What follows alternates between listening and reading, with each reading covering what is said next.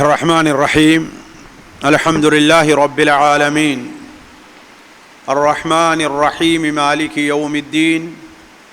وأشهد أن لا إله إلا الله وأشهد أن سيدنا ومولانا محمدا عبده ورسوله أرسله إلى الناس كافة بشيرا ونذيرا أما بعد فإن خير الحديث كتاب الله وخير الهدي هدي محمد صلى الله عليه وسلم وشر الأمور محدثاتها وكل محدثة بدعة وكل بدعة ضلالة وكل ضلالة في النار فأعوذ بالله السميع العليم من الشيطان الرجيم من همزه ونفخه ونفثه بسم الله الرحمن الرحيم ولا يزالون يقاتلونكم حتى يردوكم عن دينكم إن استطاعوا ومن يرتد منكم عن دينه فيمت وهو كافر فأولئك حبطت أعمالهم في الدنيا والآخرة وأولئك أصحاب النار هم فيها خالدون سبحانك لا علم لنا إلا ما علمتنا إنك أنت العليم الحكيم رب اشرح لي صدري ويسر لي أمري واحلل عقدة من لساني يفقه قولي وَاحْلُلْ عُقْدَةً مِّن لِّسَانِي يَفْقَهُوا قَوْلِي۔ معزز حاضرین، پیارے بھائیوں اور عزیز بہنوں، السلام علیکم ورحمۃ اللہ وبرکاتہ۔ بغیر کسی تمہید کے میں اصل موضوع کے طرف آتا ہوں اور اسے ہم نے 2-3 حصوں میں تقسیم کیا ہے تاکہ موضوع کو سمجھنے میں آسانی ہو۔ پہلی چیز ارتداد کا مفہوم، دوسری بات ارتداد کا وجود اور اس کی خطرناکی، تیسری بات جو اہم ہے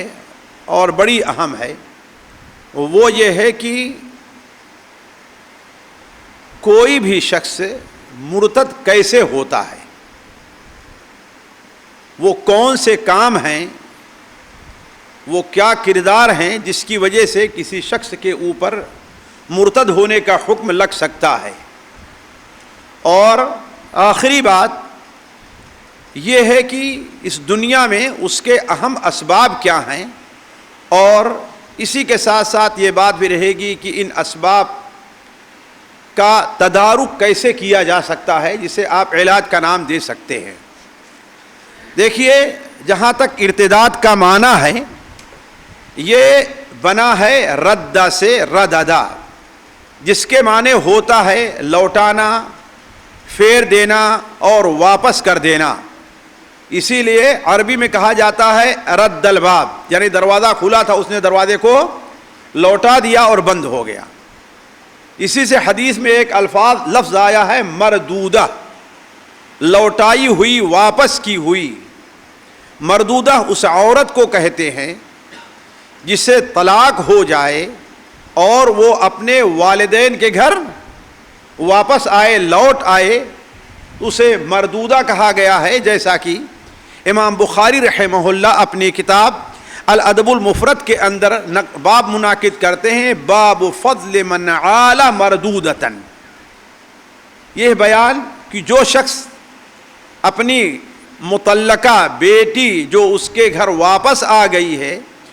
اس کی پرورش کر رہا ہے، اس پر خرچ کر رہا ہے، اس کا اجر کیا ہے۔ تو اسی سے ارتداد بنا ہے، جس کا معنی یہ ہے کہ واپس ہونا، لوٹ آنا، پھر جانا۔ شرعی اصطلاح میں یہ ہے کہ مسلمان ہونے کے بعد، اسلام قبول کر لینے کے بعد یا اسلام پر ہونے کے بعد وہ دوبارہ کفر کی طرف پلٹ جائے، یہی چیز ارتداد کہلاتی ہے۔ یہ ایسی چیز ہے جس کا وجود آج کوئی نیا نہیں ہے، بلکہ اس کا وجود نبی کریم صلی اللہ علیہ وسلم کے زمانے اور اس کے بعد بھی رہا ہے۔ اس لیے حدیثوں کے اندر اور فقہ کی کتابوں میں ایک خاص باب منعقد کیا جاتا ہے، باب الردہ، اور اسی سے متعلق ہے وہ نواقض اسلام جس کے اندر ردہ اور ارتداد کے جو احکام اور مسائل ہیں وہ بیان کیے جاتے ہیں۔ میری معلومات کے مطابق سب سے پہلے اسلام مذہب اسلام میں جو سب سے پہلے ردت اور ارتداد پیدا ہوا ہے وہ 10ویں ہجری کے اندر ہے، نعوذ باللہ من ذالک، 10ویں نبوی میں ہے، 10ویں آپ صلی اللہ علیہ وسلم کی نبوت کے جس سال آپ صلی اللہ علیہ وسلم کو معراج کرائی گئی تھی، تو آپ صلی اللہ علیہ وسلم کے معراج کا واقعہ ایسا تھا جو بہت ہی اچنبھا اور تعجب خیز تھا۔ اس لیے جب آپ صلی اللہ علیہ وسلم نے اپنے بارے میں یہ بیان کیا کہ مجھے آج رات میں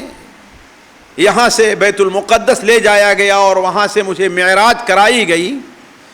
تو مستدرک حاکم میں صحیح سند سے مائی عائشہ رضی اللہ تعالی عنہا کی روایت موجود ہے،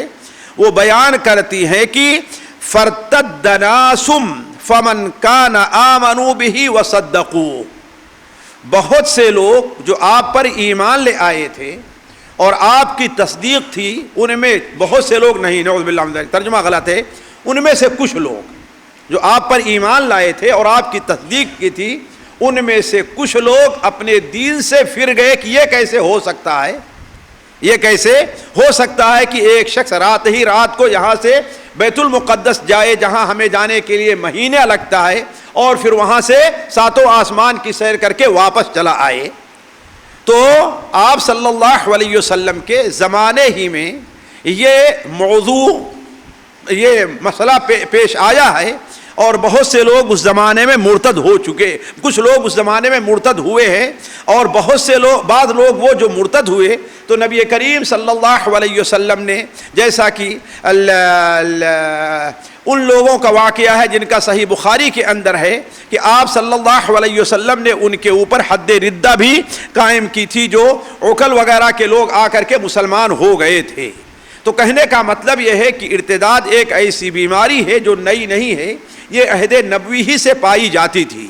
اس لیے آپ دیکھیں گے کہ قرآن اور حدیث میں اس کی بڑی اہمیت، اس کی اس ناحیے سے بڑی اہمیت بیان کی گئی ہے کہ اس کا علم لوگوں کے سامنے ہونا چاہیے، بلکہ نبی کریم صلی اللہ علیہ وسلم نے ہمیں اور آپ کو متنبہ کرنے کے لیے یہ بتایا ہے کہ قیامت سے پہلے کچھ لوگ نہیں بلکہ ایک مسلمانوں کی بڑی جماعت مرتد ہو جائے گی۔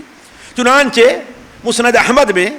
اور اس کی اصل صحیح مسلم کے اندر بھی ہے، سنن ابو داود میں حضرت ثوبان رضی اللہ تعالی عنہ سے مروی ہے کہ نبی کریم صلی اللہ علیہ وسلم نے ارشاد فرمایا، قیامت اس وقت تک قائم نہیں ہوگی یہاں تک کہ میری امت کی ایک بڑی جماعت مشرکین سے نہ مل جائے،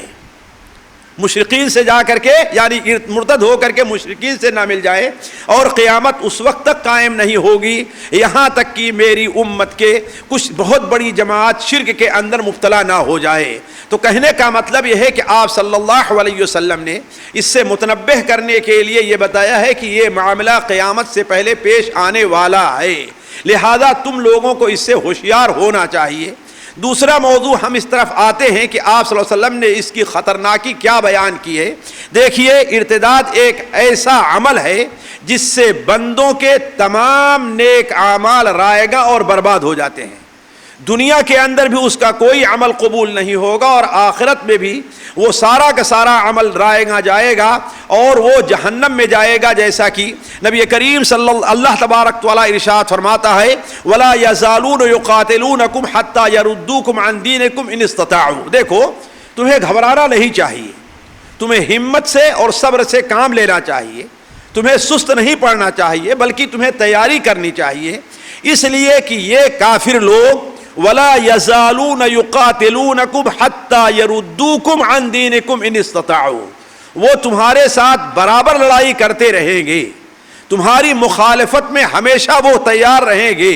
تمہارے ساتھ وہ برسرے پیکار رہیں گے، یہاں تک کہ اگر ان کا بس چلے تو وہ تمہیں تمہارے دین سے واپس لوٹا دیں۔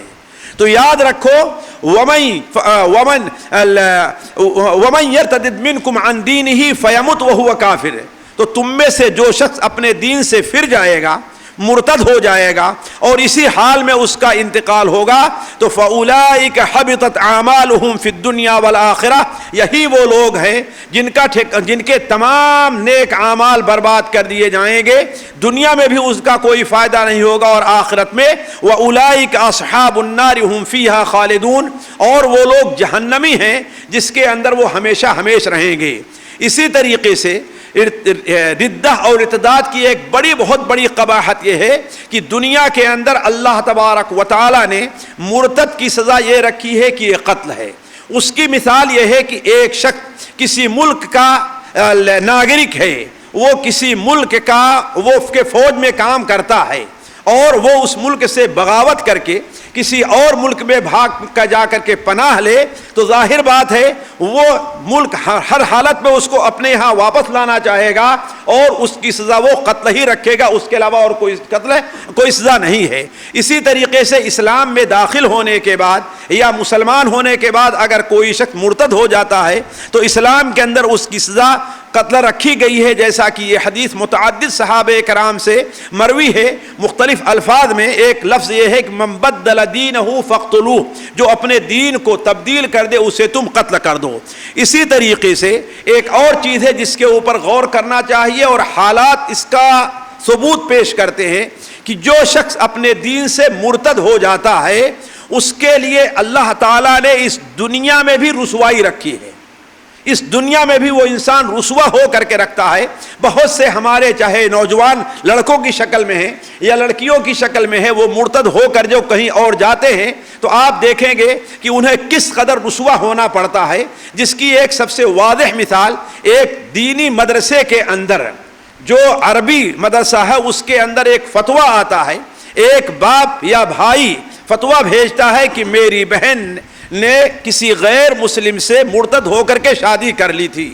اس کے بعد نتیجہ نکلا کہ 2-4 دن مہینے تو حالات درست رہے، پھر آپس میں لڑائی شروع ہو گئی، یہاں تک کہ شوہر اسے چھوڑ کر کہیں اور چلا گیا۔ اب گھر میں اسے مستقل طعنہ سننے پڑتے تھے، یہاں تک کہ اس نے خودکشی کر لی ہے۔ اب جن لوگوں کے پاس گئی تھی وہ اسے دفن کرنے کے لیے تیار، جلانے کے لیے اپنے مذہب کے مطابق اس کا کام کریا کرنے کے لیے تیار نہیں ہے، تو کیا ہم لوگ اسے دفن کر سکتے ہیں؟ تو مفتی صاحب کا فتویٰ تھا اور حق فتویٰ تھا، کہا کیا تمہاری بہن نے برضا اور رغبت اپنے دین سے اعراض کیا تھا؟ کہا ہاں۔ کہا کیا برضا و رغبت تمہارے پاس توبہ کر کے آئی؟ کہا کہ نہیں۔ کہا اگر وہ توبہ کر کے آئی نہیں ہے تو اس کی نماز جنازہ پڑھنا اور اسے اپنے قبرستان میں دفن کرنا تم لوگوں کے لیے جائز نہیں ہے اگرچہ تمہاری بیٹی ہے۔ تو کہنے کا مطلب یہ ہے کہ ارتداد ایک ایسی چیز ہے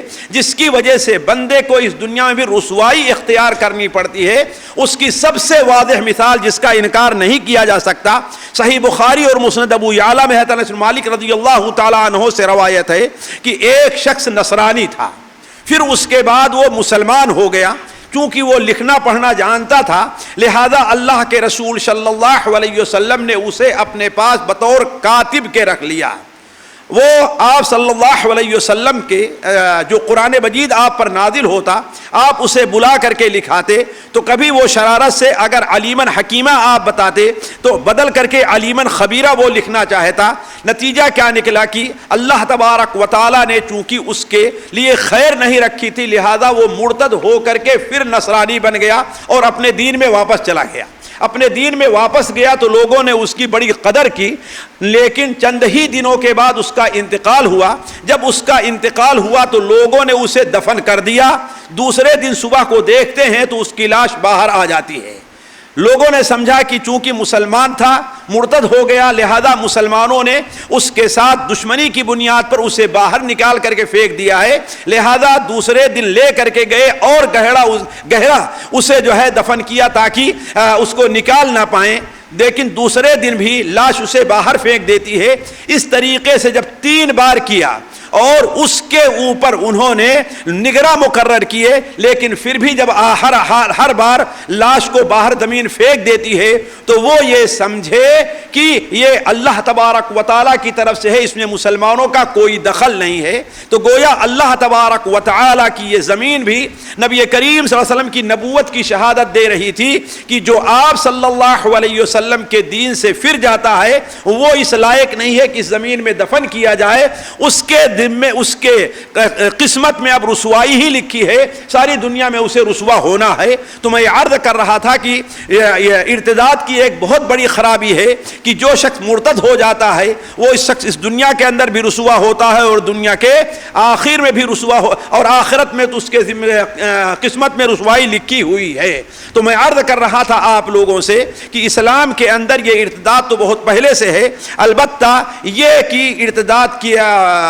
کی سزا جو ہوا کرتی ہے اس کے ساتھ ساتھ اللہ تعالیٰ اسے دنیا کے اندر بھی رسوا کرتا ہے۔ آج آپ دیکھیں کہ جو لوگ بھی رسوا ہوئے، اگر نام چاہیں تو ان نام لے کر کے آپ کے سامنے بیان کیا جا سکتا ہے کہ وہ لوگ کس قدر اس وقت بھی دنیا میں رسوا ہو رہے ہیں، نہ خود ان کا خاندان اسے قبول کر رہا ہے اور نہ دوسرے لوگ انہیں قبول کر رہے ہیں۔ یہ رسوائی ان کی بہت عام ہے، چاہے ماضی قریب میں لکھنؤ کا معاملہ ہو یا کشمیر والے کا مسئلہ ہو یا کہیں اور کا مسئلہ ہو، ان لوگوں کو اس دنیا کے اندر رسوائی کے علاوہ اور کچھ ملنے والا نہیں ہے۔ اب ہم آتے ہیں جو ہمارے آپ کے فائدے کی چیز ہے، وہ یہ ہے کہ ارتداد کیسے ہوتا ہے، اور میں چاہوں گا کہ ہمارا جوان طبقہ خواہ بچوں کی شکل میں ہے یا بچیوں کی شکل میں ہے، ان امور پر ترجیح دے، اس لیے کہ بہت سے لوگ نادانستہ طور پر بھی مرتد ہو جایا کرتے ہیں اور انہیں ان کا احساس نہیں ہوتا۔ دیکھیے علماء نے اس سلسلے میں لکھا ہے کہ دین اسلام کے سے مرتد ہونے کے مختلف طریقے ہیں، دین اسلام سے مرتد ہونے کے مختلف طریقے ہیں، اور انہیں بنیادی طور پر ہم 4 صورتوں میں تقسیم کر سکتے ہیں کہ 4 صورتوں کے اندر انسان مرتد سمجھا جائے گا۔ پہلی صورت ہے اعتقاد کے لحاظ سے، اور دوسری صورت ہے اقوال، یعنی اپنے قول کے لحاظ سے ایسی بات وہ کرے کہ مرتد ہو جائے، اور تیسری چیز ہے شک کے لحاظ سے، یعنی اس کا یقین جو ہے ان باتوں پر نہیں ہے جن باتوں پر یقین کا مطالبہ ہم سے اسلام کرتا ہے، اور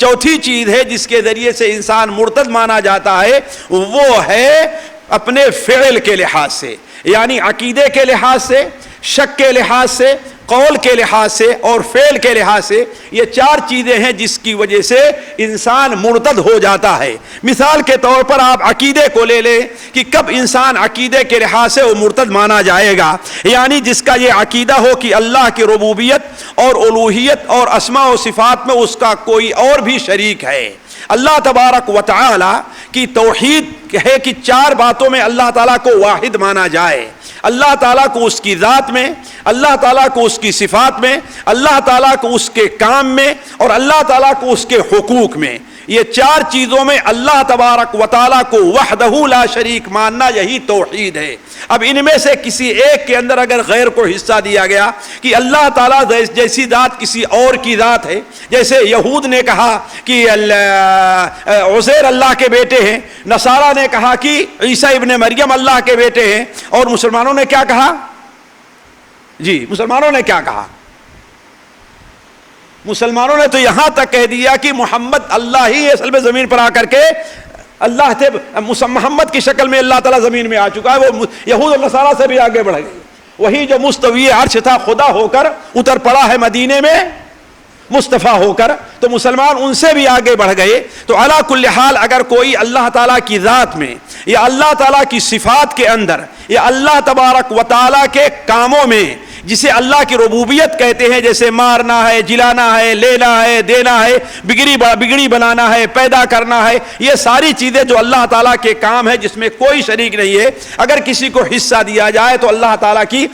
کاموں میں حصہ دینا ہے۔ اسی طریقے سے اللہ تعالیٰ کے حقوق یعنی حق عبادت میں، وہ عبادت چاہے دل کی عبادت ہے، وہ عبادت چاہے زبان کی عبادت ہے، وہ عبادت چاہے ہاتھ اور پیر کی عبادت ہے، اور وہ عبادت چاہے مال کی عبادت ہے، کسی عبادت میں اللہ تبارک و تعالیٰ کا شریک کرنا گویا اللہ تعالیٰ کے حق میں شریک کرنا ہے۔ تو اگر کوئی شخص اللہ تبارک و تعالیٰ کی ربوبیت، الوہیت اور اسماء و صفات میں شریک مانتا ہے یا یہ عقیدہ رکھے کہ رسول اللہ صلی اللہ علیہ وسلم کی لائی ہوئی ساری باتیں قابل تصدیق نہیں ہے۔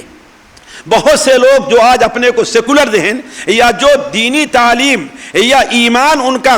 عقیدہ ان کا پختہ نہیں ہوتا، وہ نبی کریم صلی اللہ علیہ وسلم کی ساری لائی ہوئی باتوں کی تصدیق کرنے کے لیے تیار نہیں ہوتے، جس کی بہت سی مثالیں آپ کے سامنے دی جا سکتی ہیں۔ مثال کے طور پر آپ صلی اللہ علیہ وسلم جو شریعت لے کر کے آئے ہیں اس میں سود حرام ہے، جو شریعت لے کر کے آئے ہیں اس میں مرد اور زن کا ایک ساتھ جگہ پر کام کرنا، ایک جگہ بیٹھنا، ایک جگہ پڑھنا، یہ اس کو ناجائز اور حرام قرار دیا ہے۔ اللہ کے رسول صاحب جو شریعت لے کر کے آئے ہیں، کسی غیر محرم مرد کا کسی غیر محرم اور عورت کے ساتھ تنہائی میں بیٹھنا، اسے شریعت نے حرام قرار دیا ہے، چاہے وہ ڈاکٹر اور نرس کی شکل میں ہو یا کسی بھی شکل میں ہو۔ اسی طریقے سے اسلام جو اللہ کے رسول جو شریعت لے کر کے آئے ہیں اس کے اندر یہ چیز بھی موجود ہے کہ عورتوں کو پردہ کرنا چاہیے، عورتوں کا پردہ واجب ہے۔ اب اگر کوئی شخص یہ عقیدہ رکھتا ہے کہ ہم بغیر ان چیزوں پر ایمان لائے ہوئے بھی، ان پر عقیدہ رکھے ہوئے بھی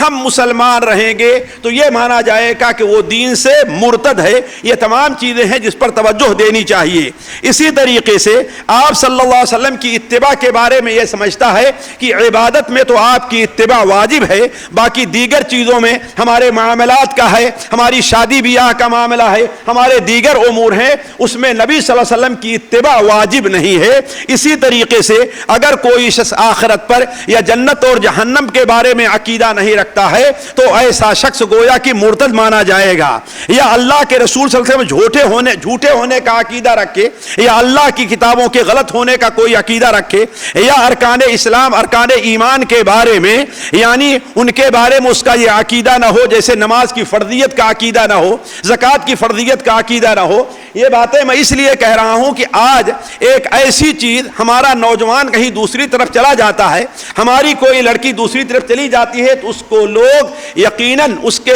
برا سمجھتے اور برا سمجھنے کی چیز ہے، لیکن بہت سے ایسے مرتد ہمارے معاشرے کے اندر خواہ منافقین کی شکل میں ہمارے پاس موجود ہیں، لیکن ہم اور آپ ان کو مرتد نہیں سمجھتے ہیں۔ اگر کوئی شخص یہ سمجھتا ہے کہ ہم اگر نماز پڑھیں یا نماز نہ پڑھیں ہمارا ایمان کامل ہے تو ایسا شخص مرتد سمجھا جائے گا۔ تو کہنے کا مطلب ارکان ایمان کے بارے میں ہو، یا زنا ہے، شراب ہے، جن کی حرمت کو ہر کس و نقص جانتا ہے، اگر کوئی شخص سمجھے کہ یہ چیزیں جو ہیں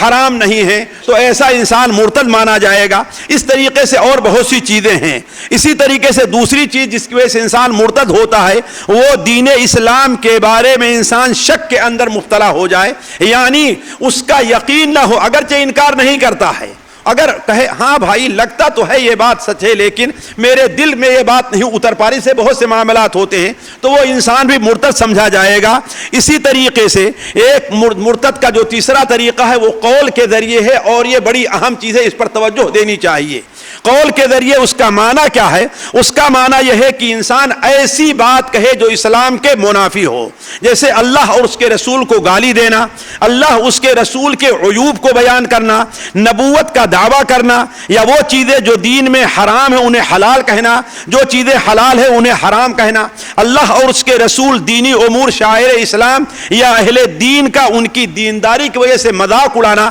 ذرا غور کریں گے، یہ ایسی چیز ہے جو ہمارے اندر بکثرت پائی جاتی ہے۔ آج لوگ داڑھیوں کا مذاق اڑاتے ہیں، عورت کے پردے کا لوگ مذاق اڑاتے ہیں، لوگ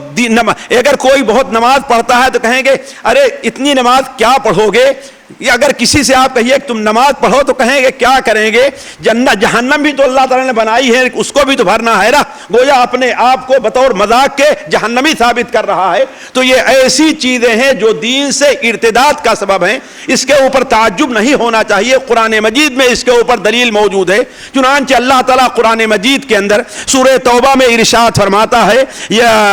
وَلَئِن سَأَلْتَهُمْ لَيَقُولُنَّ إِنَّمَا كُنَّا نَخُوضُ وَنَلْعَبُ، اگر آپ ان سے پوچھیں تم یہ بات کیوں کہتے ہو تو کہیں گے انما نخوض ونلعب، ہم باتیں کر رہے تھے اور مذاق کر رہے تھے، کھیل تماشا کر رہے تھے،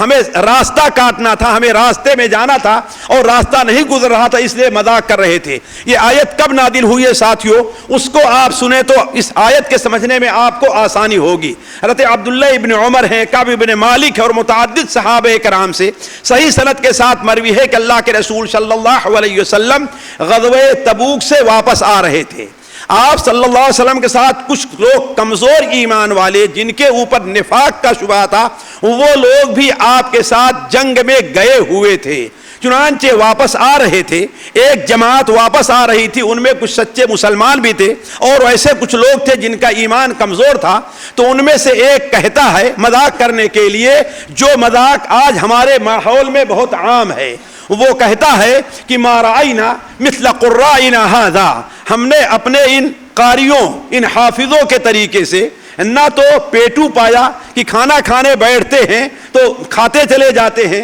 نہ ہی بزدل پایا، اتنا بزدل کسی کو پایا، اور نہ ہی اتنا جھوٹا کسی کو پایا۔ تین باتیں کہی تھی، کس کے بارے میں؟ اللہ کے رسول صلی اللہ علیہ وسلم اور آپ صلی اللہ علیہ وسلم کے ساتھ جو نیک مسلمان تھے، حفاظ قرآن تھے، قرآن کے حافظ تھے اور سچے جو مسلمان تھے، ان کے بارے میں فرمایا کہ ہم نے اپنے ان قاریوں، ان مولویوں کی طرح نہ تو کسی کو جھوٹا دیکھا ہے، نہ ہی اتنا بزدل کسی کو ہم نے دیکھا ہے، اور نہ ہی اتنا پیٹو ہم نے کسی کو دیکھا ہے۔ آپ جانتے ہیں کہ مولویوں کے کھانے کے کتنے لطیفے ہمارے آپ کے درمیان موجود ہوتے ہیں۔ حالانکہ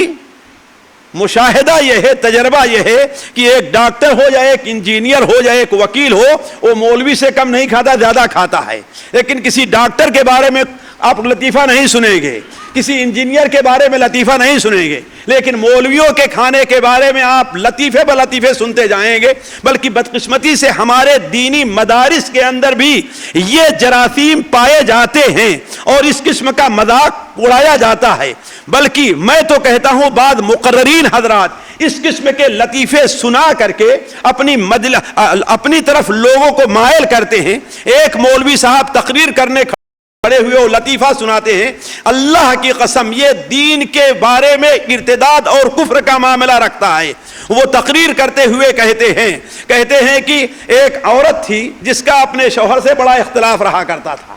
ہمیشہ لڑائی رہا کرتی تھی، لہذا وہ مولوی صاحب کے پاس تعویذ لینے کے لیے گئی تاکہ آپس میں محبت ہو، لڑائی سے چھٹکارا مل جائے۔ تو اس نے کہا کہ مولوی صاحب ہمارے اس شوہر نے مجھے بہت تنگ کر رکھا ہے، کوئی دعا بتائیے، کوئی تعویذ دے دیجیے کہ مجھے اس سے چھٹکارا مل جائے۔ تو مولوی صاحب نے کہا کہ اللہ کے بندی تم نماز پڑھو، اللہ تعالیٰ سے دعا کرو، تمہاری اصلاح ہو جائے گی۔ تو کہتی میں نماز پڑھنا تو جانتی نہیں۔ کہا نماز پڑھنا کون سا مشکل کام ہے، آخر کی دو چھوٹی چھوٹی صورتیں تم یاد کر لو، قل اعوذ برب الفلق، قل اعوذ برب الناس، اور نماز میں پڑھا کرو، دعا کرو، اللہ تعالیٰ تمہیں نجات دے گا۔ چنانچہ اسے قل اعوذ برب الفلق، قل اعوذ برب الناس سکھا دیا۔ تو وہ نماز پڑھنے جب کھڑی ہوتی ہے اور دوسری رکعت میں قل اعوذ برب الناس پڑھتی ہے، تو ہمارے یہاں دیہات کے اندر بہت سے ایسے علاقے ہیں کہ عورتیں اپنے شوہر کا نام نہیں لیتی، وہ یہ سمجھتی ہیں کہ اگر شوہر کا نام لے لیے تو ہمارا نکاح ٹوٹ جائے گا، یہاں تک اپنے شوہر کا نام نہیں لیں گے، اور ابھی تک یہ چیز موجود ہے۔ تو وہ عورت جب نماز پڑھنے کھڑی ہوئی تو اس کے شوہر کا نام تھا الہی، نعوذ باللہ من ذالک۔ اللہ کی قسم یہ قصے بیان کرنا ناجائز اور حرام ہے، اگر متنبہ نہ کرنا ہوتا تو میں نہ بیان کرتا اپنی زبان سے۔ وہ چونکہ اس کے شوہر کا نام تھا الہی، لہذا وہ نماز پڑھنے لگی تو کہتی قل اعوذ برب الناس ملک الناس۔ اب الہ الناس کیسے کرے کہ الہی کا ناس ہو جائے گا، نعوذ باللہ من ذالک، اپنے شوہر کا نام کیا لے؟ تو اپنے ہاں دیہاتی زبان میں کہتی کہ اونہو کا ناس، یعنی ان کا بھی ناس ہو جائے۔ اب یہ مولوی صاحب تقریر کر رہے ہیں اور سارے لوگ ہنس رہے، ٹھے لگا رہے ہیں۔ اللہ کی قسم قرآن اس لیے نہیں ہے کہ اس کا مذاق اڑایا جائے، قرآن یہ نہیں کہ اس کا مذاق کیا جائے۔ تو اللہ کے بندے جو دینی ہوتے ہیں ان کا مذاق اڑانا، اللہ اس آیت کے اندر ان لوگوں نے اللہ کا مذاق نہیں اڑایا تھا، اللہ کی کتاب کا مذاق نہیں اڑایا تھا، اللہ کو ماننے والے اور اللہ کی کتاب کے حاملین کا مذاق اڑایا تھا۔ انہوں نے کہا تھا ان قاریوں، ان مولویوں، ان حافظوں جیسا ہم نے بزدل کسی کو نہیں دیکھا ہے، اتنا ہم نے پیٹو کسی کو نہیں دیکھا ہے، اتنے بڑے جھوٹے ہم نے کسی کو نہیں دیکھا۔ ایک نے یہ بات کہی اور سارے لوگوں نے ہنس دیا اس کے اوپر۔ البتہ وہاں پر جو ایک مسلمان حضرت کعب رضی اللہ تعالیٰ تھے، انہوں نے کہا تو جھوٹ بول رہا ہے، ہم لوگ بزدل نہیں ہیں، اللہ کے رسول اور آپ کے ساتھی بزدل ہے، تو جھوٹ بول رہا ہے۔ میں یہ خبر جا کے اللہ کے رسول صلی اللہ علیہ وسلم سے کہتا ہوں۔ چنانچہ آپ صلی اللہ علیہ وسلم کے پاس آتے ہیں وہ، اور ان کے آنے سے پہلے اللہ تبارک و تعالی آپ پر یہ آیت نازل کرتا ہے، وَلَئِن سَأَلْتَهُمْ لَيَقُولُنَّ إِنَّمَا كُنَّا نَخُوضُ وَنَلْعَبُ، اگر آپ ان سے کہیں گے کہ تم لوگ یہ باتیں کیوں کر رہے تھے، تو وہ کہیں گے اے اللہ کے رسول ہمارا مقصد صرف مذاق کرنا تھا، راستہ نہیں کر رہا تھا، تو ہنسی مذاق کی باتیں کر رہے تھے تاکہ ہمارا راستہ کٹ جائے۔ تو اللہ تعالیٰ کیا جواب دیتا ہے؟ قل اب اللہ وآیاتہ ورسولہ کنتم تستہزئون لا تعتذروا قد کفرتم بعد ایمانکم، آپ ان سے کہیے کہ اللہ کے احکام، اللہ کے رسول ہی مذاق کرنے کے لیے رہ گئے ہیں، لا تعتذروا، اب بہانے نہ بناؤ، قد کفرتم بعد ایمانکم، مومن ہونے کے بعد تم لوگ کافر ہو گئے ہو، لا تعتذروا قد کفرتم بعد ایمانکم۔ تو کہنے کا مطلب یہ ہے انسان قول سے بھی کافر ہوتا ہے، اس کے بہت سے مشاہدات آپ اپنے سامنے دیکھتے ہوں گے۔ بلکہ باعث عبرت آپ کے سامنے یہ بات کہتے چلوں، ایک مسلمان کا اس سلسلے میں موقف کیا ہونا چاہیے اس کو بھی سوچ لیجیے۔ امام قاضی عیاض رحمہ اللہ اپنی کتاب الشفا فی بتعریف حقوق المصطفیٰ کے اندر نقل کرتے ہیں آخری صفحات میں کہ عبد الرحمن ابن حکم الاموی جو عباسی خلیفہ تھا اردن کے اندر، اس کی ایک بیوی تھی عجب، اور سب سے محبوب اس کی بیوی تھی۔ اس بیوی کے بھتیجے نے ایک دن کیا جرم کیا کہ وہ اپنے گھر سے نکلا اور باہر دیکھا کہ بارش ہو رہی ہے، تو وہ کہتا ہے کہ موچی اب اپنے چمڑے کو تر کر رہا ہے۔ بارش ہو رہی تھی تو کیا کہا؟ موچی اس لیے کہ جو چمڑے کا کام کرتے تھے، چمڑا سلنے سے پہلے وہ اپنے چمڑے کے اوپر پانی کے چھینٹے مارتے تھے، بھگوتے تھے تاکہ نرم ہو جائے تو اس کو سلنے میں آسانی ہو۔ تو اس نے مذاق کرتے ہوئے کیا کہا کہ موچی اپنے چمڑے کو تر کر رہا ہے، گویا نعوذ باللہ من ذالک، اللہ تبارک و تعالیٰ کی بارش کو، زمین کو اس نے چمڑا سمجھا اور موچی کس کو قرار دیا؟ اللہ تبارک و تعالیٰ کو۔ ابن حبیب جو وہاں کے فقیہ تھے انہوں نے کہا کہ یہ شخص مرتد ہے، اس سے توبہ کرائی جائے، اگر توبہ نہیں کرتا تو اس کی سزا ہے اس کی گردن مار دی جائے۔ لیکن جب اس وقت کے فقیہ کے سامنے، قاضی کے سامنے یہ مسئلہ پیش ہوا تو اس نے تھوڑی سی مداہنت سے کام لیا اور کہا کہ لاوبالی، یہ بیکار سی باتیں، لاوبالی باتیں کر رہا تھا، اس کو سزا دی جائے، کوڑے لگائے جائے، لیکن اس کو قتل نہ کیا جائے۔ لیکن ابن حبیب رحمہ اللہ غصے میں آ جاتے ہیں اور رونے لگتے ہیں، کہا کہ اگر ہمارے رب کے ساتھ ایسے مذاق کیا جائے گا، ہمارے رب کا ایسے مذاق اڑایا جائے گا تو ہم اس کے برے بندے ہیں، اللہ کی قسم اس کی سزا سے قتل ہونی چاہیے۔ چنانچہ یہ بات حاکم وقت عبد الرحمن ابن حکم الاموی کے پاس پہنچتی ہے، اس نے اس معاملے کو دیکھا اور ابن حبیب اور دوسرے علماء کو بلایا۔ جب شرعی مسئلہ اس کے سامنے واضح کیا تو ان لوگوں نے کہا کہ یقیناً اس کی سزا قتل ہے، اور حکم دیا کہ اسے قتل کر دیا جائے اور اسے لٹکا دیا جائے سولی پر تاکہ دوسرے لوگوں کے لیے عبرت ہو۔ اور قاضی نے پہلے یہ فیصلہ کیا تھا کہ اس پر کوڑے برسانا ہے، اسے برطرف کر دیا، کہا کہ دین کے بارے میں کوئی مداہمت نہیں کرنی چاہیے۔ تو کہنے کا مطلب یہ ہے کہ دین کا اور دینی باتوں پر عمل کرنے والوں کا مذاق اڑانا یہ ایسی چیز ہے جو دین سے مرتد ہونے کا سبب بنتی ہے۔ اللہ تعالیٰ فرماتا ہے لا تعتذروا قد کفرتم بعد ایمانکم، اب بہانے نہ بناؤ، تم لوگ ایمان لانے کے بعد مرتد ہو گئے ہو، کافر ہو گئے ہو۔ تو اسی طریقے سے انسان جو ہے اپنے قول سے بھی کافر ہوتا ہے، ایسے ہی فعل کے ذریعے بھی کافر ہوتا ہے، یعنی ایسا کام کرے جس کے ذریعے سے وہ مرتد ہو جائے گا، یعنی کوئی ایسا کام اس سے صادر ہو جو اسلام کے منافی ہے، وہ غیر اللہ کو سجدہ کرتا ہے، غیر اللہ سے استغاثہ کرتا ہے، یا علماء کہتے ہیں کہ مسلمانوں کے خلاف کافروں کی ایسی مدد کرتا ہے جس کی وجہ سے اسلام اور مسلمانوں کو ضرر اور نقصان پہنچے، ان کی پارٹی میں، ان کی جماعت میں شامل ہو کر کے مسلمانوں کو اگر نقصان پہنچاتا ہے تو یہ چیز دین سے مرتد ہونے کا سبب مانی جائے گی۔ اس لیے کہ اللہ تبارک و تعالی ارشاد فرماتا ہے یا ایھا الذین آمنوا لا تتخذوا عدوی وعدوکم اولیاء تلقون الیہم بالمودہ، اے ایمان والو اپنے دشمن اور ہمارے دشمن اور اپنے دشمن کو تم لوگ ولی، ساتھی اور دوست نہ بناؤ، ان کی طرف تم محبت کا ہاتھ بڑھاتے ہو، حالانکہ قد کفروا بعد وقد کفروا بما جاءکم من الحق، تمہارے پاس جو حق آ چکا ہے اس کے ساتھ انہوں نے انکار کیا ہے۔ تو کہنے کا مطلب یہ ہے ساتھیوں کہ یہ چند باتیں ہیں جس کے ذریعے سے انسان مرتد ہو جایا کرتا ہے۔ اب ہم اس موضوع کی طرف آتے ہیں کہ آخر اس ارتداد کا سبب کیا ہے جو ہمارے اندر پایا جا رہا ہے اور جو بڑا اہم ہے۔ دیکھیے پہلا سبب جو ہے وہ اس پر غور کرنے کی چیز ہے، اس لیے کہ آج وہ سبب بکثرت اس دنیا میں پایا جا رہا ہے اور آج نیا نہیں ہے، یہ سبب عہد نبوی سے بھی پایا جا رہا ہے اور قرآن مجید میں اللہ تعالیٰ نے اس کا ذکر کیا ہے۔ پہلا سبب ہے کہ دین اسلام کو صحیح سمجھ نہ ہونا۔ لوگوں کے درمیان اگر دین اسلام کی صحیح سمجھ نہیں ہوتی ہے، دین کی اہمیت کو نہیں جانتے ہیں، دین اسلام اگر دل کے اندر اچھی طریقے سے جاں گزین نہیں ہوتا ہے، دین کی صحیح معلومات نہیں ہوتی ہے۔ آج دیکھیں تو ہم میں سے بہت سے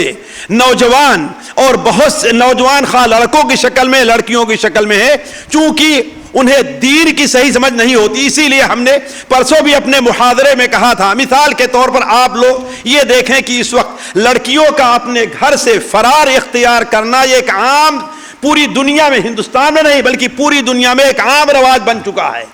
چاہے مسلم ممالک ہے یا غیر مسلم ممالک ہے، پوری دنیا میں ایک رواج بن چکا ہے۔ اس کی وجہ کیا ہے؟ اس کی وجہ یہ ہے کہ وہ لڑکیاں دین کو صحیح طور پر سمجھتی نہیں ہیں، انہیں یہ نہیں بتایا گیا کہ مسلمان ہونے کا معنی کیا ہے، انہیں یہ نہیں بتایا گیا کہ اسلام سے نکل جانے کے اندر کس قدر قباحت پائی جا رہی ہے، انہیں یہ یقین نہیں ہے کہ اس دین سے نکل جانے کے بعد انسان جہنم میں جانے والا ہے، یہ یقین نہیں ہے، اس لیے وہ دین سے پھر جایا کرتی ہے۔ تو یہ بہت بڑی چیز، اسی لیے ہم نے پرسوں بھی مثال دیا تھا کہ عربی مدرسے میں پڑھنے والی لڑکی،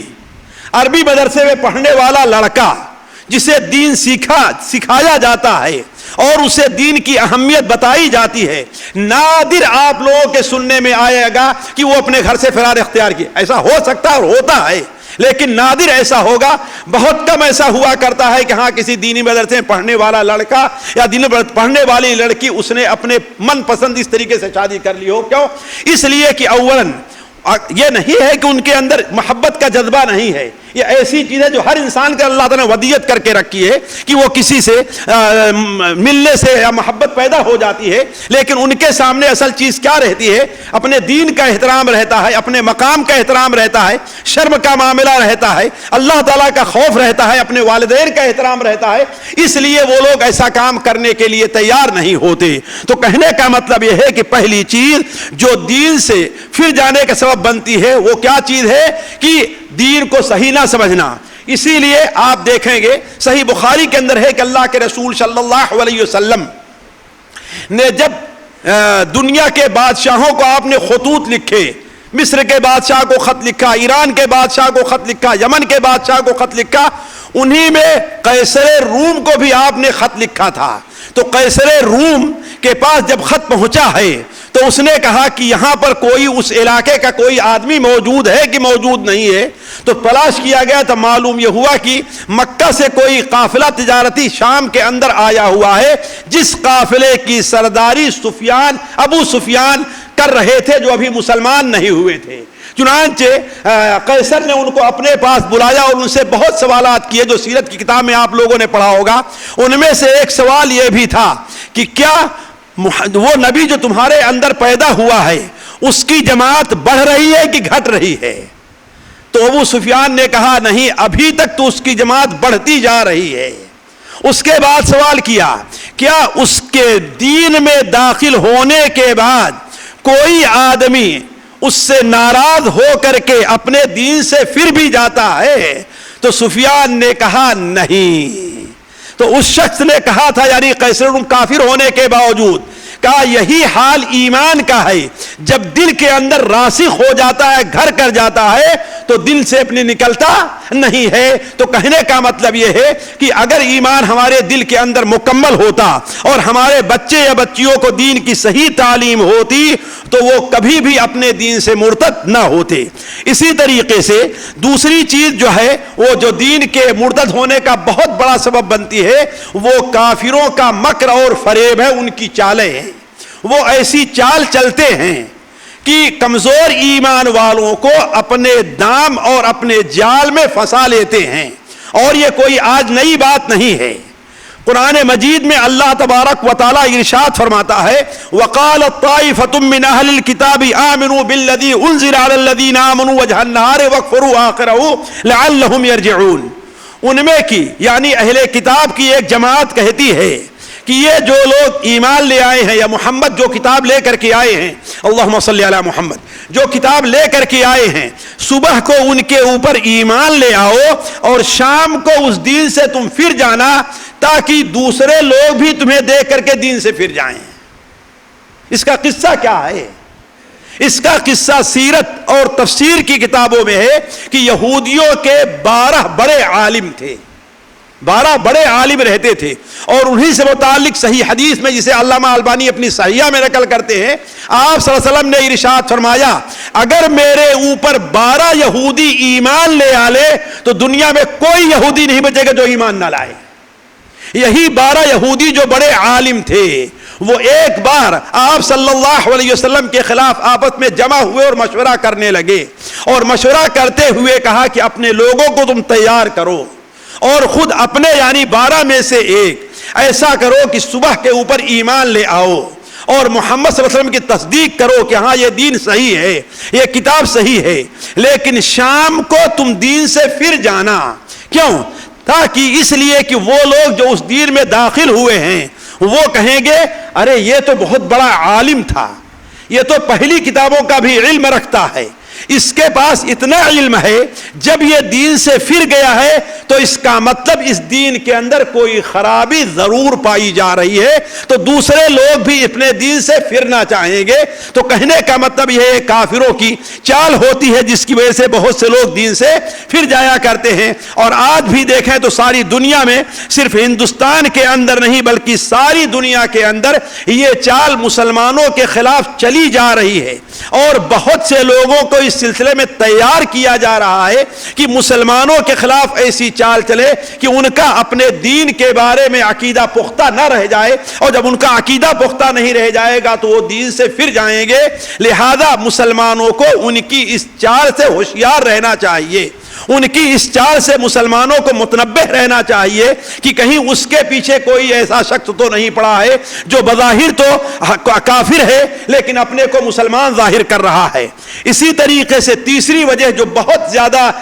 پائی جا رہی ہے وہ دین سے پھرنے کی لالچ ہے. بہت سے لوگ دین سے اس لیے پھر جاتے ہیں کہ وہ لالچ میں پڑ جاتے ہیں. کس لالچ میں؟ یہ لالچ کبھی مال کی ہوتی ہے, یہ لالچ کبھی نوکری کی ہوتی ہے, اور یہ لالچ کبھی منصب حاصل کرنے کی, نیتا بننے کی اور چیز کی لالچ ہوا کرتی ہے. اس لالچ میں پڑ کر کے لوگ اپنے دین سے پھر جایا کرتے ہیں, یا ایسا کام کرتے ہیں مسلمان رہنے کے باوجود بھی جو دین سے ارتداد کا سبب ہے. ایسا وہ عمل کرتے ہیں یا ایسی باتیں کہتے ہیں کہ اگرچہ ان کا نام عبداللہ, عبد الرحمن, فلاں فلاں, عارف اور اس قسم کا ہو, لیکن وہ حقیقت میں دین اسلام سے مرتد ہوتے ہیں. کیوں؟ اس لیے کہ وہ ایسا کام کرتے ہیں جسے دین اسلام قبول نہیں کرتا. اسی میں موجودہ دور میں کسی لڑکے یا لڑکی کے شادی کا بھی مسئلہ ہے کہ شادی کی لالچ میں پڑ کر کے اپنے دین سے پھر جانا. لالچ ایسی بری بلا ہے, آپ جانتے ہیں کہ اللہ تعالیٰ نے انسان کو اس سے متنبہ کیا ہے, اور لالچ جو ہوتی ہے انسان کے اور حق کے درمیان میں ہمیشہ حائل ہو جایا کرتی ہے. اسی لیے اللہ اور اس کے رسول صلی اللہ علیہ وسلم نے لالچ سے بہت سختی کے ساتھ متنبہ کیا ہے. بلکہ ایک حدیث جو سنن ابو داؤد میں ہے, بڑے واضح طور پر آپ صلی اللہ علیہ وسلم نے ارشاد فرمایا, ایاکم والشح فإن الشح هلك من كان قبلكم تم لوگ سخت لالچ سے بچو، اس لیے کہ لالچ تم سے پہلے بہت سے لوگوں کو گمراہ کر دی ہے۔ امام ابن کثیر رحمہ اللہ 7ویں ہجری 8ویں ہجری کے واقعات میں بیان کرتے ہیں کہ اسی سال میں عبدہ بن عبد الرحیم نامی ایک شخص کا انتقال ہوا۔ عبدہ بن عبد الرحیم، کہا اس شخص کا قصہ یہ ہے کہ وہ شخص مسلمانوں کے ساتھ جہاد کیا کرتا تھا، وہ قرآن مجید کا حافظ بھی تھا، لیکن ہوا یہ کہ جس علاقے میں وہ جہاد پر جایا کرتا تھا اس علاقے کے یہودی مسلمانوں کو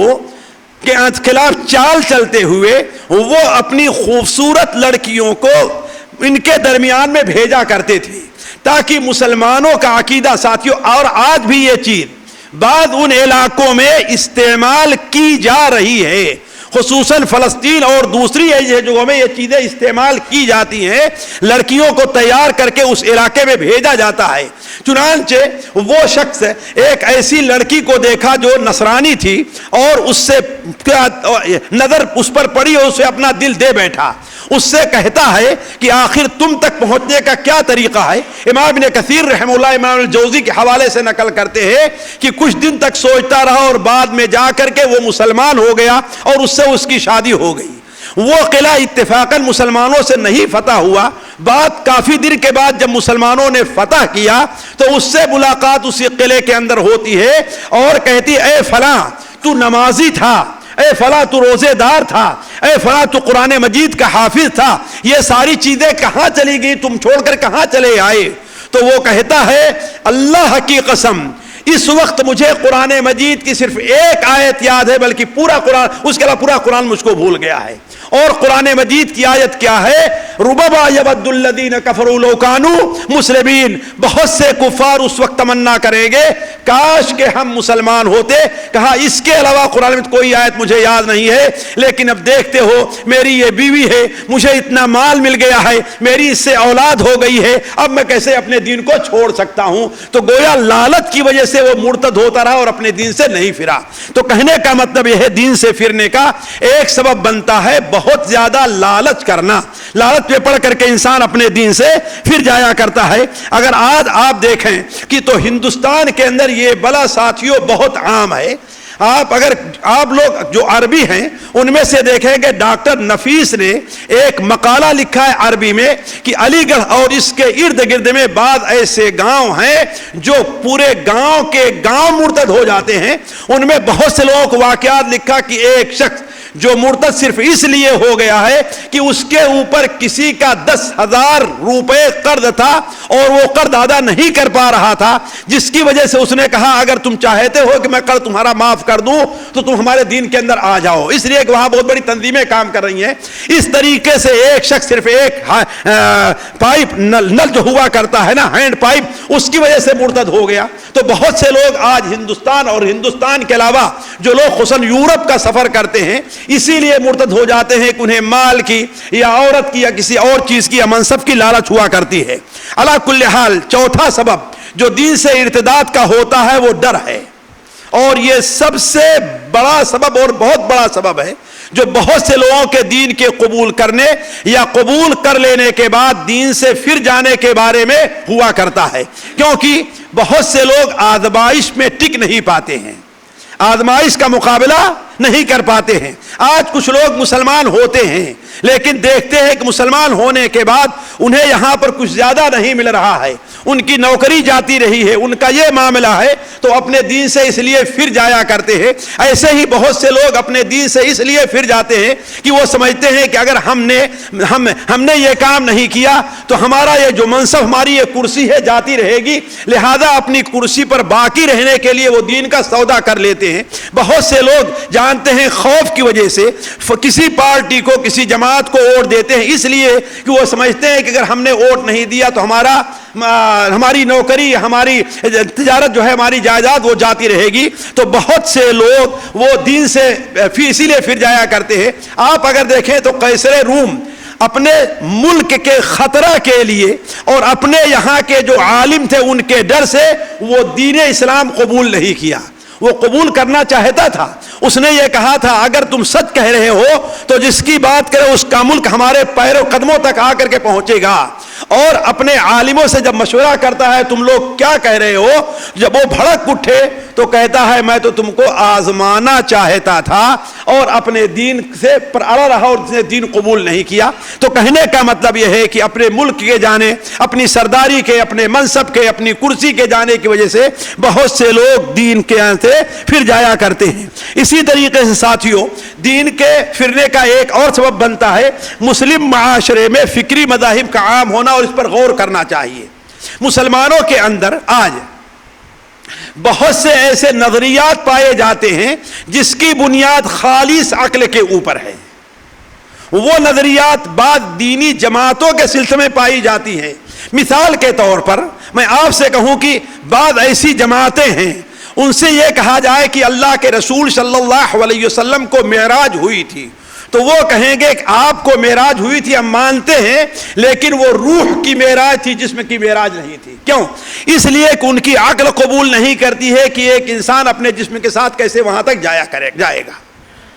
تو اس قسم کے جو نظریات آج پائے جاتے ہیں، چاہے وہ لوگ تفسیری شکل میں پائے جا رہے ہوں یا دوسری شکل میں، کسی بھی شکل میں، اس لیے کہ وہ لوگ دین کے مقابلے میں عقل کے اوپر زیادہ زور دیتے ہیں اور عقل کو آگے رکھتے ہیں دین کے مقابلے میں، اس لیے وہ بہت سے جو اسلامی عقائد ہیں ان کو قبول نہیں کرتے، جس کی وجہ سے وہ ارتداد کی طرف چلے جایا کرتے ہیں۔ آج اگر آپ دیکھیں کہ مثال طور بہت سے لوگ، آج ہمارے یہاں یہ چیز پائی جائے گی، آپ دیکھیں کہ بہت سے لوگ جو اسلام کو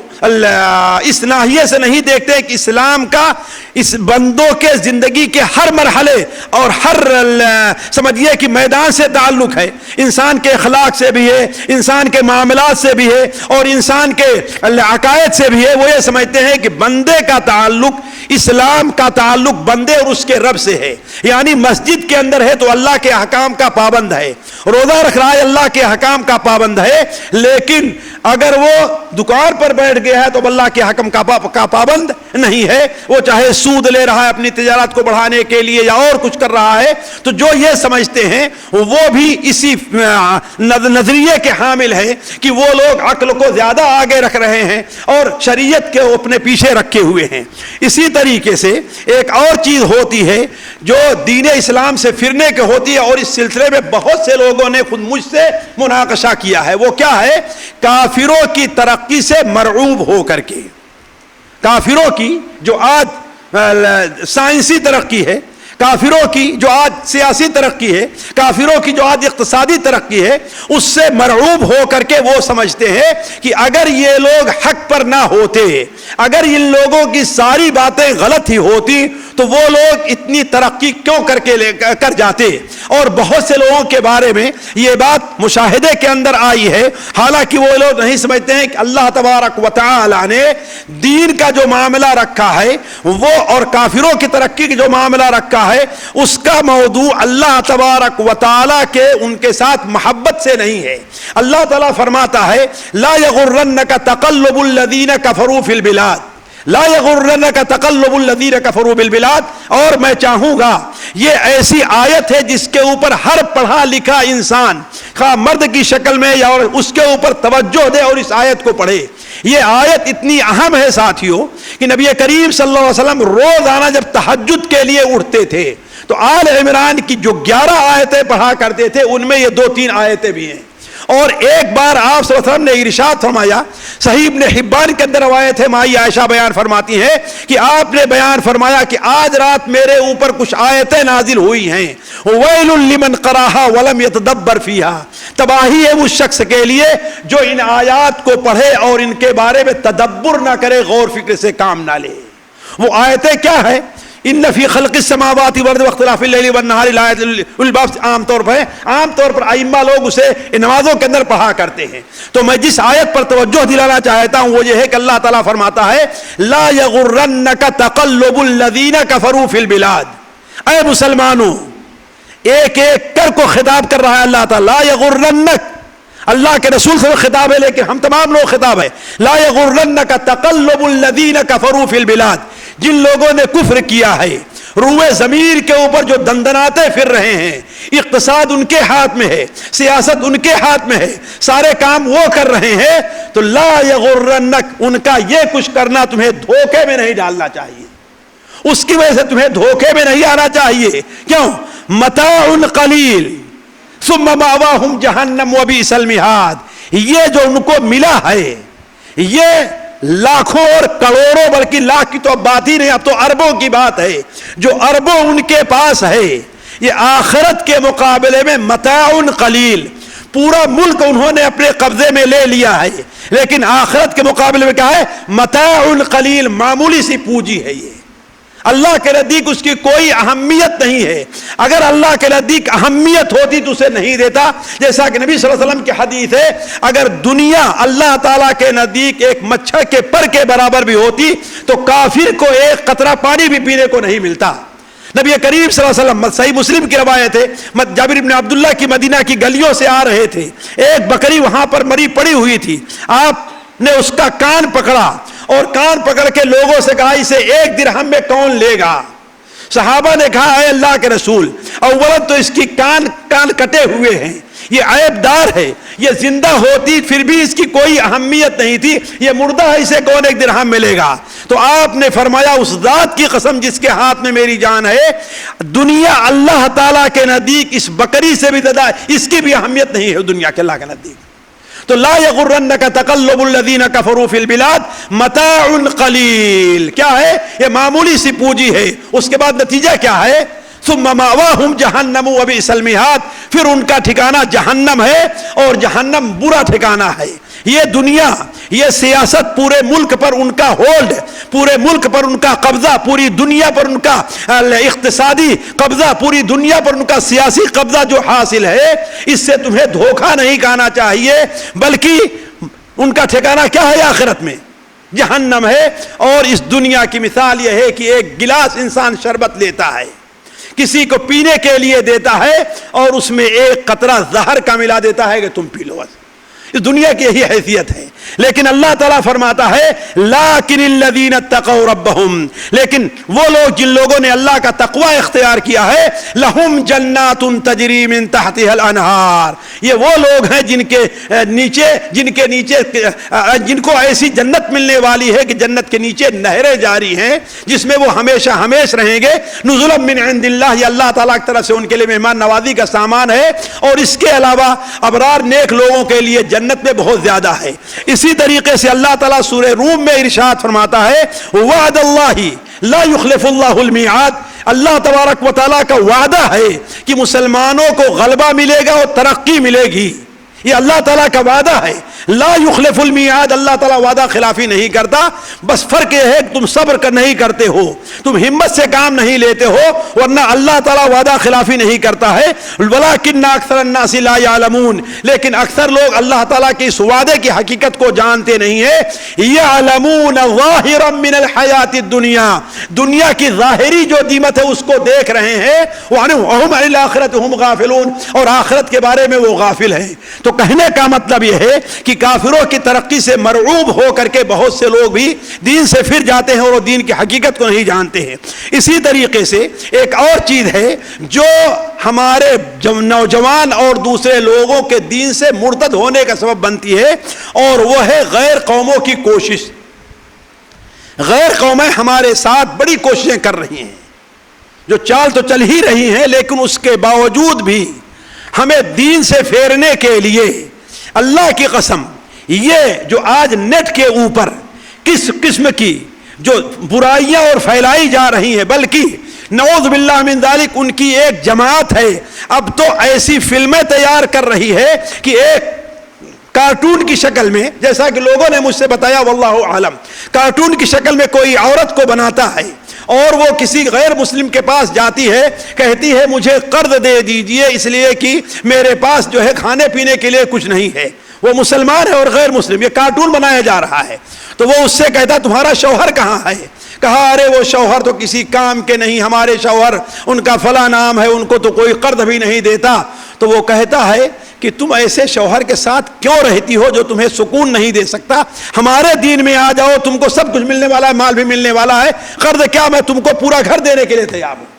اس قسم کی چیزیں آج مسلمانوں کے خلاف ایسی کی جا رہی ہیں، اور یہ کوئی نئی بات نہیں ہے. تعجب ہمیں اپنی غفلت کے اوپر ہے، ہمیں اپنی کوتاہی کے اوپر ہے، اور کافروں کی یہ کوئی نئی بات نہیں ہے۔ آپ کو یاد ہوگا حضرت کعب بن مالک رضی اللہ تعالیٰ عنہ کا وہ واقعہ جو صحیح بخاری میں بڑی تفصیل کے ساتھ مروی ہے، اور شاید صحیح بخاری کی سب سے لمبی حدیث وہ ہے غزوہ تبوک سے متعلق، کہ غزوہ تبوک میں جب نہیں جا سکے اور اللہ کے رسول صلی اللہ علیہ وسلم سے ناراض ہو گئے، اور 1 مہینے بلکہ 40 دن تک آپ نے ان سے گفتگو نہیں کی۔ 1 مہینہ گزرا تھا کہ ان کے پاس غسان کے حاکم کا خط آتا ہے۔ یہ دیکھیے غیر قومیں کس طریقے سے کوشش کرتی رہتی ہیں مسلمانوں کو دین سے پھیرنے کے لیے۔ ایک خط آتا ہے اور خط کے اندر لکھا ہوا ہے کہ میں نے سنا ہے کہ تمہارے ساتھی یعنی اللہ کے رسول صلی اللہ علیہ وسلم نے تمہارے ساتھ بڑی زیادتی کی ہے، تمہارے ساتھ بڑی تمہاری ناحق تلفی ہوئی ہے، کہ تم سے باتیں کرنا چھوڑ دیا ہے، حالانکہ تم تو بڑے اچھے آدمی ہو، بڑے ہوشیار ہو، تمہارے لیے کوئی تنگی نہیں، تو ہمارے پاس آ جاؤ، ہم تم کو ساری سہولیات دینے کے لیے تیار ہیں۔ حضرت کعب بن مالک نے کہا کہ اس کا خط پڑھنا تھا تو ہم نے سوچا کہ یہ تو دوسری مصیبت ہمارے اوپر آ گئی ہے، یہ کتنی بڑی مصیبت ہمارے اوپر آ گئی، ذرا غور کریں گے۔ کعب بن مالک کہتے ہیں ہم نے اس خط کو لیا اور سیدھے جا کر کے اسے آگ کے اندر ڈال دیا، کہ ہم آگ میں جانے سے پہلے ہمیں اس خط کو آگ میں جلا دینا چاہیے۔ تو ہمیں یہ سوچنا چاہیے کہ آج جو کوشش ہو رہی ہے دین اسلام سے ہمیں پھیرنے کے لیے، یہ کوئی نئی نہیں ہے، اس سلسلے میں بڑی کوششیں ہو رہی ہیں، لہذا ہمیں اس سے ہوشیار ہونا چاہیے، چاہے ہمارا نوجوان طبقہ ہے یا ہمارے بچے ہیں یا ہماری بہنیں ہیں، اس سلسلے میں انہیں ہوشیار رہنا چاہیے۔ اب میں اپنی بات اسی پر ختم کرنا چاہتا ہوں کہ ہمیں اور آپ کو اپنے نوجوانوں کو اس سلسلے میں تربیت کرنے کی ضرورت ہے کہ گھروں کے اندر ہم اپنے دینی ماحول کو رکھیں، اپنے نوجوانوں کو یہ سکھائیں کہ ان کے مسلمان ہونے کا معنی کیا ہے، ایک مسلمان ہونے کا ایک مسلمان کو اللہ نے کیا مقام دیا ہے، ایک مسلمان کو اللہ تعالیٰ نے کس مقام کے اوپر رکھا ہے، اور تم اپنے دین سے پھر کر کے یا اس کے بارے میں شک کے اندر مبتلا ہو کر کے تم کتنی بڑی گمراہی کے اندر جا رہے ہو۔ تمہیں تو سوچنا چاہیے جیسے کعب بن مالک نے سوچا کہ ہم اپنے آپ کو جہنم میں ڈالنے سے پہلے ان کی جو طلبات ہیں، چاہے یہ طلب ہو کہ ہم تمہیں اتنا مال دیں گے یا ہم تم سے شادی کر لیں گے، ان تمام خواہشات کو ہمیں آگ کے اندر ڈال دینا چاہیے۔ دیکھیے اصل جو مسئلہ ہمارے نظام تعلیم کا ہے اس کے اوپر خصوصی توجہ دینے کی ضرورت ہے۔ ہمارے نظام تعلیم کے اندر کئی اعتبار سے خرابیاں پائی جاتی ہیں، یہ بات واضح ہونی چاہیے، اور بہت سے جیسے ہم نے کہا جو سیکولر ذہن ہے ہمارا اسے قبول کرنے کے لیے تیار نہیں ہوگا، لیکن ہے حقیقت۔ پہلی چیز تو ہے جو ہمارا نصاب تعلیم ہے، ہمارا نصاب تعلیم وہ مکمل غیر شرعی ہے۔ آج ہمارے اسکولوں سے، کالجوں سے، مسلم یونیورسٹیوں سے، چاہے علی گڑھ مسلم یونیورسٹی ہو یا جامعہ ملیہ ہے کیوں نہ ہو، ایک مسلمان ڈاکٹر تو نکلتا ہے لیکن اسلامی ڈاکٹر نہیں نکلتا، ایک مسلمان انجینئر پیدا ہوتا ہے لیکن اسلامی انجینئر پیدا نہیں ہوتا ہے۔ اسی طریقے دوسری چیزوں کو آپ لے لیجئے، اسی لیے آپ جانتے ہیں کہ وہ لوگ جو اس تعلیم کے بڑے حامی تھے، چاہے اکبر الہ آبادی ہو یا مولانا علامہ اقبال ہو، وہ لوگ بھی آخر میں مجبور ہو کر یہ کہنے پر مجبور ہو گئے کہ خوش تو ہیں ہم بھی جوانوں کی ترقی پہ، مگر لب خندہ سے نکل جاتی ہے فریاد بھی ساتھ۔ ہم تو سمجھے تھے کہ لائے گی فراغت تعلیم، کیا خبر تھی کہ چلا آئے گا الحاد بھی ساتھ، یہ خبر تھی۔ تو اصل ہمارا جو نصاب تعلیم ہے، دوسرا ہمارا جو تعلیم کا جو طریقہ ہے، یہ چاہے کو ایجوکیشن کی سلسلے طرح سے ہے یا ہمارے جو پڑھانے والے آتے ہیں ان میں سے کوئی شخص بھی بچوں کے درمیان اسلام کی محبت نہیں ڈالتا ہے، علم کی محبت ڈالتا ہے الگ چیز ہے، لیکن اسلام کی محبت، جبکہ اصل چیز کیا اسلام کی محبت ہے۔ تو یہ ہمارا جو نظام تعلیم ہے، اس سے مکمل طور پر سچ پوچھئے تو ہمارے معاشرے کو، ہماری جماعت کو اسے بدلنے کی ضرورت ہے، اور ہمارے جو معاشرے نظام تعلیم کے اندر جو چیزیں موجود ہیں اس کے اندر یہ چیز قرآن کا ایک حصہ بہت ضروری ہونا چاہیے، تاکہ لوگوں کو معلوم ہو کہ ہمارا مذہب کیا، ہمارا دین کیا ہے۔ آج لوگ قرآن کو بڑا ڈاکٹر بن جاتا ہے لیکن قرآن مجید کی ایک سورت کا ترجمہ بھی وہ نہیں پڑھ پاتا ہے، اس سے اس کے اندر غلطی ہو جاتی ہے۔ ایک ڈاکٹر بن جاتا ہے لیکن اللہ کی قسم ہم نے دیکھا چونکہ اسے معلوم نہیں ہے، وہ یہاں بیٹھتا ہے اور لیڈی ڈاکٹر اس کے بغل میں بیٹھتی ہے، وقت پر اس کے کندھے پر ہاتھ بھی رکھتا ہے اور کہتا ہاں یہ بات صحیح ہے کہ نہیں صحیح ہے، جبکہ اسی غیر محرم ہے اور اسے کوئی عیب نہیں سمجھ رہا ہے۔ کیوں؟ اس لیے کہ اسے بتایا ہی نہیں گیا کہ دین کیا ہے۔ تو ہمارا نظام تعلیم یقیناً اس لائق ہے کہ اس کے اندر اصلاح کی ضرورت ہے۔ اس کی اگر اجازت ہے تو میں ایک مثال دیتا ہوں، آپ کو ایک مثال دیتا ہوں۔ ایک موقع پر علی گڑھ کے اندر یہ سیمینار ہو رہا تھا کیسے اس کی نظام تعلیم کیا لے آنا چاہیے۔ تو ایک عالم نے بڑی بہترین مثال دی کہ ہمارا جو طریقۂ تعلیم ہے اس کو بدلنا چاہیے۔ کہا مثال کے طور پر آپ لوگ یہ پڑھاتے ہیں کہ ہر چیز کے اندر یہ خاصیت ہے کہ وہ جب ٹھنڈی ہوتی ہے تو سکڑ جاتی ہے، اور پانی کی یہ خاصیت ہے ٹھنڈا ہوتا ہے تو پھیل جاتا ہے۔ سائنس کے طلبہ اس کو جانتے ہوں گے۔ اسی لیے پانی آپ برتن میں رکھیے تو پہلے اوپر جمے گا اور بعد میں، لیکن ہم اور آپ جب ٹھنڈے ہوتے ہیں جتنے ٹھنڈے ہوں گے اتنے سکڑیں گے۔ کہا کہ آج ہمارے یہاں پڑھایا جاتا ہے کہ پانی کے اندر یہ خاصیت ہے اور عام لوگوں میں یہ خاصیت ہے، اس سے ایک دہریہ سائنسداں پیدا ہوگا، مسلمان سائنسداں پیدا نہیں ہوگا۔ لیکن اگر اس کو اس طریقے سے سمجھایا کہ اللہ تبارک و تعالیٰ نے ہر چیز کے اندر جب ٹھنڈا ہو تو سکڑنے کی طاقت رکھی ہے، اور پانی کے اندر اللہ تعالیٰ نے پھیلنے کی طاقت رکھی ہے۔ کس لیے؟ اس لیے کہ جس طریقے سے دنیا کے اندر خشکی کے اندر جانور رہتے ہیں، ایسے ہی بہت سی مخلوق سمندر میں رہا کرتی ہے۔ اگر اللہ تبارک و تعالیٰ وہی خاصیت پانی میں رکھتا کہ پانی نیچے سے جمنا شروع ہو جاتا، سکڑتا، تو ساری کے ساری مخلوق اوپر آ جاتی، ان کے لیے زندگی بسر کرنا مشکل ہوتا۔ تو اللہ تعالیٰ نے پانی میں یہ خاصیت رکھتی ہے، اس طریقے سے اگر پڑھا جائے تو مسلمان سائنسداں پیدا ہو۔ تو یقیناً ہمارے نصاب تعلیم کے اندر یہ بہت بڑا خلل ہے، جسے آپ لوگ ہی دور کر سکتے ہیں، اور مولوی تو ہی دور کر سکتے ہیں۔ اس لیے کہ مولوی تو کوئی سنتا ہی نہیں ہے۔ مولوی تو لوگ کیا سمجھتے ہیں کہ یہ سادہ لوگ ہیں، ارے دنیا چاند پر چلی گئی ہے، مسلحی پر لوگ لانے کے لیے فکر پڑے ہوئے ہیں، کہا جاتا ہے نا۔ تو یہ تو آپ ہی لوگوں کی بات سنیں گے، ہمارے لوگوں تو سنیں گے نہیں۔ آپ لوگ اس سلسلے میں توجہ دینے کی ضرورت ہے۔ اللہ تعالیٰ سے دعا ہے کہ اللہ تعالیٰ مسلم قوم کو ارتداد سے محفوظ رکھے، اللہ تعالیٰ مسلم نوجوانوں کی حفاظت فرمائے، اللہ تعالیٰ مسلمان بچیوں کی حفاظت فرمائے، اللہ تعالیٰ ہر ایک کے اندر ایمان کی اہمیت اور ایمان کی لذت ڈال دے تاکہ اس قسم کے فتنوں سے وہ محفوظ رہے۔ اللہ تعالیٰ ہمارا اور آپ کے یہاں پر جمع ہونا قبول فرمائے، یہاں جمع ہونے کی برکت سے اللہ تعالیٰ ہماری آپ کی اصلاح فرما دے۔ اللہ تعالیٰ ہمارے اور آپ کے اندر ایسا جذبہ پیدا کرے کہ ہم دین ہی کے اوپر رہیں، اسی کے اوپر مریں، اور اسی کے لیے ہماری ساری کوشش ہونی چاہیے۔ اللہ تعالی ہم میں سے ہر ایک کی حفاظت فرمائے۔ سبحانک اللہم و بحمدک، اشہد ان لا الہ الا انت، استغفرک و اتوب الیک۔